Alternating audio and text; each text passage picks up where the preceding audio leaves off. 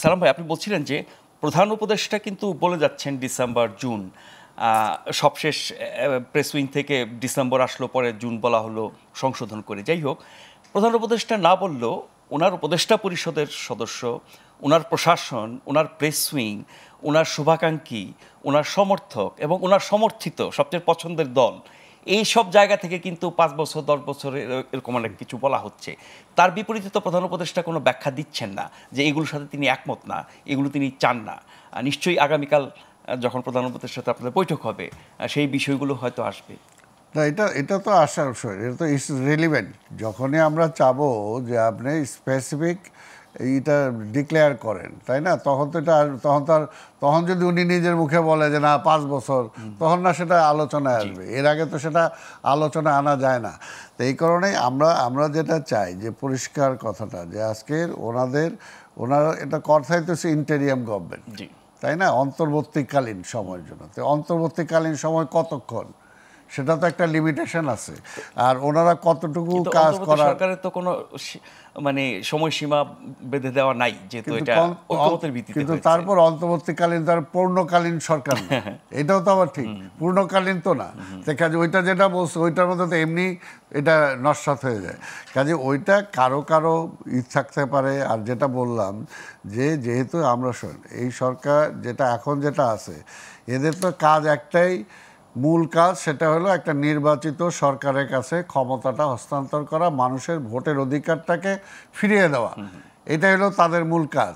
আর এর বাইরে তো তাদের অন্য কাজ নেই। আজকে দেশটা যদি আপনারা তো বলছেন ওদের মূল কাজ হচ্ছে সংস্কার করা, না সাথে যুক্ত করতে, এটার সাথে আমরাও বলছি, সেটা তো আমরাও এগ্রি করছি যে আপনাকে এটার জন্য অর্থাৎ এই নির্বাচনটাকে সুষ্ঠু করার জন্য যতটুকু সংস্কার করা দরকার, আর পরবর্তী সরকার যাতে ফ্যাসিবাদ না হইতে পারে সেটার জন্য কি দরকার সেটা আপনি সংস্কার করেন, এটা তো আমাদের কোনো আপত্তি নাই।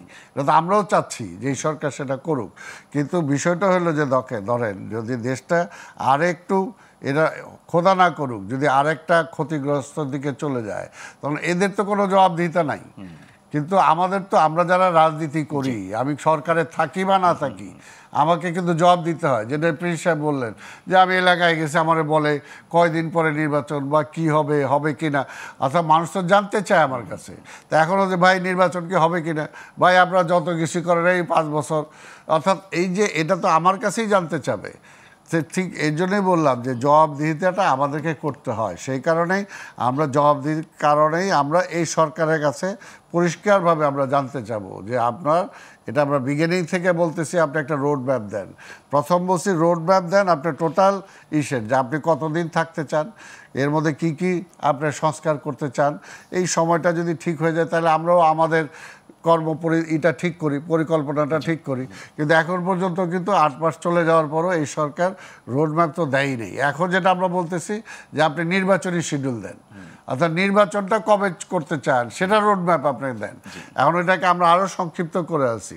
তো এখন সে যদি সেটা আমরা এটা আমাদের কারণে অনেকে ভুল বোঝাতে চায় যে আজকে রাজনৈতিক দলগুলোকে তাদের মুখোমুখি দাঁড় করাইতে চায়। আমরা যেটা বলতেছি, অর্থাৎ জনগণকে অবিশ্বাস করতেছে, অর্থাৎ ভোট দিলে মনে হয় জনগণ ভুল ভোট দিয়ে দিবে, যেটা এর আগে ওই ফ্যাসিবাদী সরকারও ভোট দেয় নাই। আরে ভোট দিব, ওই তারেক আইসা দেশ চালাবে, এটার জন্য ভোট দিব, পরিষ্কার বলছে। এখনও এরা বলে যে ভোট দিব, ভোট দিলে বিএনপি ক্ষমতায় চলে আসবে, এর জন্য ভোট দিব। তার মানে জনগণের ম্যান্ডেট হাসিনাও নিতে চায় না, এরাও নিতে চায় না। এটা কারণটা বুঝি না। ভোট আটকানোর রাইট তো আপনার কারণ নাই, যে গণতন্ত্রে বিশ্বাস করে না। না তাই তো, তার মানে গণতন্ত্র প্লাস আপনার জনগণের ম্যান্ডেটের উপর আপনার আস্থা নাই। জনগণ, বাংলাদেশের জনগণ কখনো ভুল করে নাই। কারণ আজকে এটা স্বাভাবিক হয়, যদি আমি যদি খারাপ কাজ করি, যখন পাবলিক যখন ভোটটা দিবে, তখন কি আমার খারাপ লোকটারে ভোট দিবে? দেয় নেই তো। আপনি দেখেন 75-এর পরে আপনার 90-এর পরিবর্তনের পরে 91 যখন নির্বাচন হয়েছে, ওই নির্বাচনের আগে আওয়ামী লীগ একের মুজিব কোট্টর বানায়, মন্ত্রী পরিষদ বানায় রেডি হয়ে গেছিল। বিএনপিও কিন্তু সেই সময় রাজনৈতিক দল হিসাবে ওই রকম ছিল না, অনেক ভাঙচুরে এমন একটা অবস্থায় ছিল। কিন্তু তারপর ভোটের মধ্যে কিন্তু ঠিকই জনগণ বিএনপিকে ভোট দিয়ে ক্ষমতা এনে দিছে। যেটা ভাবেও নাই, বিএনপিও ভাবে নাই, আওয়ামী লীগও ভাবে নাই, আপনার সাংবাদিকরাও ভাবেন নাই, বিদেশিরাও ভাবে নাই, কেউ ভাবে নাই, কিন্তু পাবলিক, কিন্তু জনগণ, মানুষের মনে কি আছে মানুষের সেটা কাজে আপনি ওইটাকে কেন আটকেতে চান? আর জনগণ ভুল করবে এইটা আপনি আমি বলার কি? আমার কি সেই অথরিটি আছে? আমার কি সেই রাইট আছে? না, গণতন্ত্রে জনগণ যে রায় দেবে সেটা আপনার কাছে ভুল মনে হতে পারে, আরেকজন কাছে শুদ্ধ মনে হবে, কিন্তু এটাই তো গণতন্ত্র। তাহলে এটাই গণতন্ত্র। তারপরে যদি কেউ আসার পরে আপনি দিলেন, তারা পারলো না, তারপর জনগণ চেঞ্জ করবে। নিশ্চয়ই নিশ্চয়ই, এটাই তো প্রক্রিয়া। কিন্তু আপনি তো মানে জোর করে ক্ষমতায় থাকার কোনো আপনার রাইট নাই, যেটা এর আগে সরকার করতে যায় একেবারে সমূলে উচ্ছেদ হয়েছে।